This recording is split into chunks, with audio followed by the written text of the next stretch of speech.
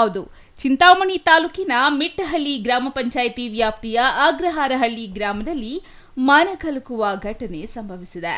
ಸಾಕು ನಾಯಿಗಳ ರಕ್ಕಸ ದಾಳಿಯಿಂದ ಬಡ ಕುರಿಗಾಹಿಯ ಬದುಕು ಸಂಕಷ್ಟಕ್ಕೆ ಸಿಲುಕಿದೆ. ಮುನಿಯಪ್ಪ ಎಂಬುವರಿಗೆ ಸೇರಿದ ಸಾಕು ನಾಯಿಗಳು ಭಾನುವಾರ ರಾತ್ರಿ ಸುಮಾರು 1 ಗಂಟೆಯ ಸಮಯದಲ್ಲಿ ಸತ್ಯನಾರಾಯಣ ಅವರ ಕುರಿ ಶೆಡ್ಗೆ ನುಗ್ಗಿ ಭೀಕರ ದಾಳಿ ನಡೆಸಿವೆ. ಶೆಡ್ಗೆ ಬೀಗ ಹಾಕಿದ್ದರೂ ಸಹ ನಾಯಿಗಳು ಒಳನುಗ್ಗಿ ಕುರಿಗಳ ಮೇಲೆ ದಾಳಿ ನಡೆಸಿದವು ಎಂಬ ಆರೋಪ ಕೇಳಿಬಂದಿದೆ. ಈ ದಾಳಿಯಲ್ಲಿ 15 ಕುರಿಗಳು ಸ್ಥಳದಲ್ಲೇ ಸಾವನ್ನಪ್ಪಿವೆ. ಮತ್ತೊಂದು 15 ಕುರಿಗಳು ಗಂಭೀರವಾಗಿ ಗಾಯಗೊಂಡಿದ್ದು, ಸಂತ್ರಸ್ತ ಸತ್ಯನಾರಾಯಣ ಪರಿಶಿಷ್ಟ ಜಾತಿಗೆ ಸೇರಿದವರಾಗಿದ್ದು ಅವರಿಗೆ ಯಾವುದೇ ಜಮೀನು ಇಲ್ಲ. ಅವರು ಕೇವಲ ಕುರಿ ಸಾಗಾಣಿಕೆಯನ್ನು ನಂಬಿ ಕುಟುಂಬವನ್ನ ನಡೆಸುತ್ತಿದ್ದರು.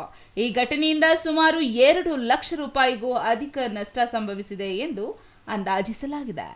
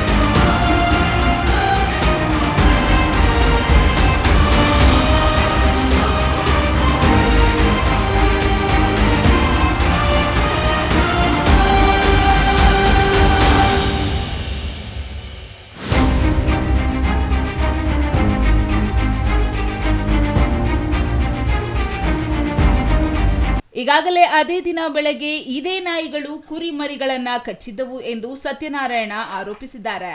ಈ ಕುರಿತು ಪ್ರಶ್ನಿಸಲು ಹೋದಾಗ ನಾಯಿ ಮಾಲೀಕ ಮುನಿಯಪ್ಪ ಹಾಗೂ ಅವರ ಪತ್ನಿ ಪಾರ್ವತಮ್ಮ ನಾಯಿಗಳನ್ನು ಕಟ್ಟಿಹಾಕಲು ಸಾಧ್ಯವಿಲ್ಲ, ನಿಮ್ಮ ಕುರಿಗಳನ್ನ ನೀವೇ ಬದಲಿಸಿಕೊಳ್ಳಿ ಎಂದು ದರ್ಪದ ಮಾತು ಆಡಿದ್ದಾರೆ ಎಂದು ದೂರಿದ್ದಾರೆ.